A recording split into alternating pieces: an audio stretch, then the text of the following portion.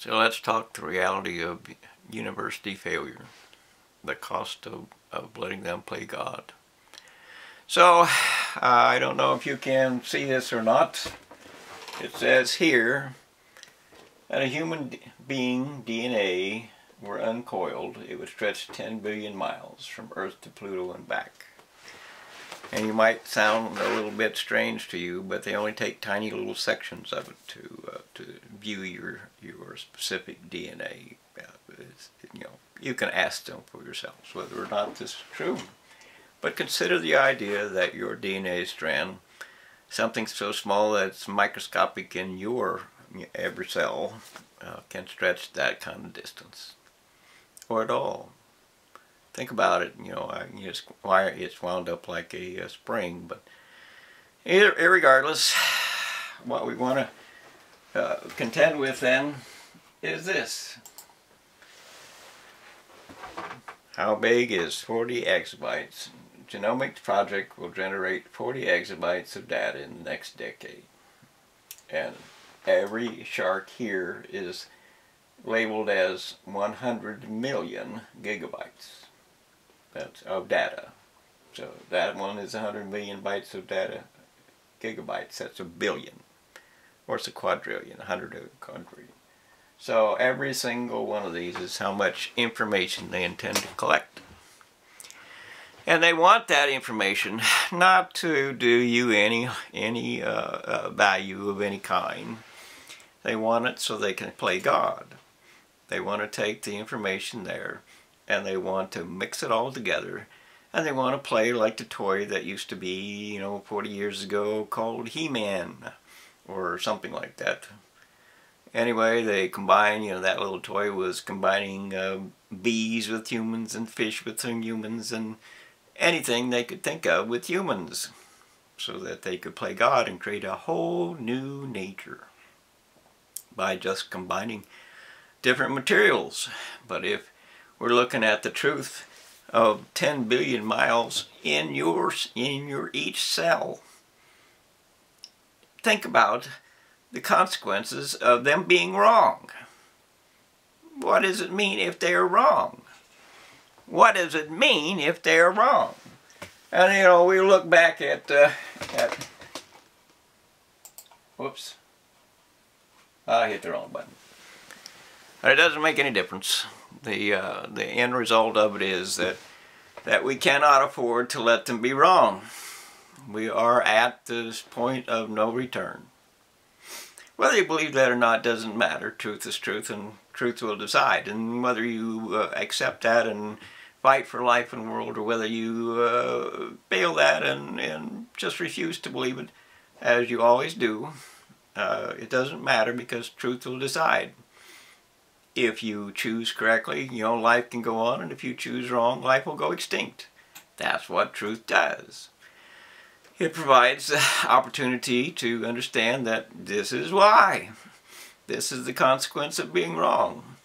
And of course, we are wrong so often, and the university is wrong so often that it is beyond comprehension that they are not, in fact, the most significant real-world pandemic that has ever existed in the history of humanity. They are death to our life and to our world. They are the essence of everything bad. And you can say, well, they created medical, but they did not create medical. Medical means that they poison something, they cut something out, or in the case of a broken bone, they screw a plate to it. That's about the end of it. There's antibiotics, and we should, antibiotics have made a lot of people live, made me live, or helped me live, didn't make me live. But the deal is that they can kill us. You should comprehend that. They're not your God.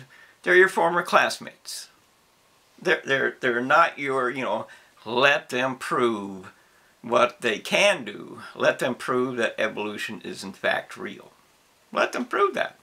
I'm asking you to not to understand genomics or even understand the curse of human beings who want to play God and who believe they can be God, and are doing everything they can as fast as they can to create the idea that they are going to be God.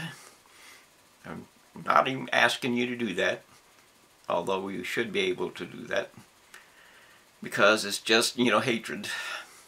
But the idea is, or the fact is, or the purpose of redress is, that we need to understand what is true. And we can narrow it down to, is evolution true? Because if evolution is not true, then adding chaos to nature is a vile and dangerous thing that can only end up as Satan on earth, or the biblical prediction of Armageddon, which is nature in chaos, which means it dies. So we need to understand, let them prove evolution is true. And they refuse to do that because they will lose, because life is more than this looks like that. A tire looks like another tire, even though it's a little different, because it's a tire because we are able to use it that way. It exists that way. Think about it. Think about find your brain. You're missing it. The cult stole it. A university is God. That's the cult. And while you're there demanding proof of evolution, proof, not endless description of this or that or the other thing, they create 1,000 language points of, this is a piece of grass or something that has 500 different names to it, so they can confuse you, so that you get lost in their maze. It's just a blade of grass, and it doesn't need 10,000 different names. It's a blade of grass. Push them from their stinking asshole ways and make them be real. Push them. So use redress to inform the universities that they will provide the proof that there is evolution, or they will stop all genetic mutilation, all of it, every bit. Because if they don't, you're going to die, and they're going to take the world with them. Every single living thing. That's the price of being wrong. And then, while you're at it, make them, force them to prove that bringing in the same fire here as the sun, as is on the sun, is controllable. Make them prove their claim that they don't have to be concerned with extinguishing the fire. The fire, 1,000,000 miles along, by their estimation, will just extinguish itself. Make them prove that. Make them prove that their claim of let the government pay and money doesn't matter and debts don't matter and things like that, which is what caused the complete counterfeiting of our currency in this United States. Make them prove that it doesn't matter. Don't pay them. Take back every single penny they ever got from the government, every single penny, and make them prove it didn't matter, because, if it doesn't matter to them. And we'll just, reclaim the promises that were made to us, rather than the counterfeit money that was paid to us, or the debts that were given to every child, or the loss of resources that were, the end of your future and theirs. The pollution, that they created. They created plastic, and plastic is our #1 pollutant, and fossil fuels are all of it. They like to claim that Noah's Ark is a fantasy, but all the world contains evidence of it was a fact. All the world. The fossil fuel industry is built upon dead creatures and dead plants. And that was absolute proof that a worldwide flood existed, because there is no way to gather the materials together and bury them all in the same place under sometimes thousands of feet of of soil and debris to make fossil fuel or coal or any of that. It is an absolute truth that Noah's flood existed. There isn't any doubt. There is absolute evidence of that, and there is nothing they can do to say that it wasn't so, because we burn that fuel, and it threatens our lives because we burn too much of it. It is not carbon dioxide that threatens us. It is our, burning of fossil fuels. Can't walk to your damn mailbox. You got to take the car. Literally. Some people got to take the car. Back it up 20 feet. Stop it. Stop, stop everything. And take account for what it is that you are doing. What it is that you are letting people do to you and to your world. Wake up your religion. Wake it up. Make them understand that this ain't no game. This is real life. They're going to take away our world. This is the kind of evidence that there is, that they produce on their own. These are the data points that they're going to collect, and they want to collect them only so they can mix them together.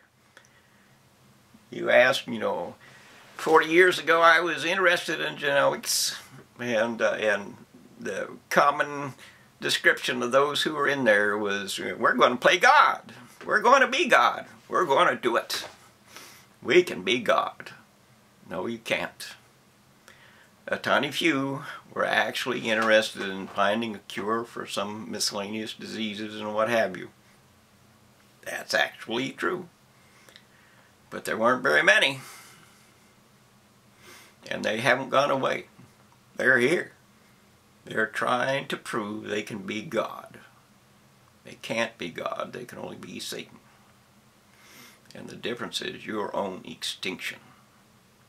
And the difference between people who are trying to ignite atoms on fire, which is how the sun burns, and then what we feel with our, you got to take a damn look. Go outside and look at the sun. Feel it on your body. It burns your skin in summer from 94 million miles away with a radiation that would melt you in 1,000 miles. Think about it. It will eject your atmosphere, the entire atmosphere of this earth, in just a few days once it's ignited. A fire that goes 3 times or 4 times past the sun or the moon, our own moon, will be lit on fire and will be sucked into this planet and crash here. That's the price of being wrong for their extreme arrogance. And you have no brain, or you wouldn't let them. You have no brain. Find a damn brain. Find one, because this isn't a game. This is real world. University plays God. Cult of university worshippers who have no brain of their own, as COVID proved.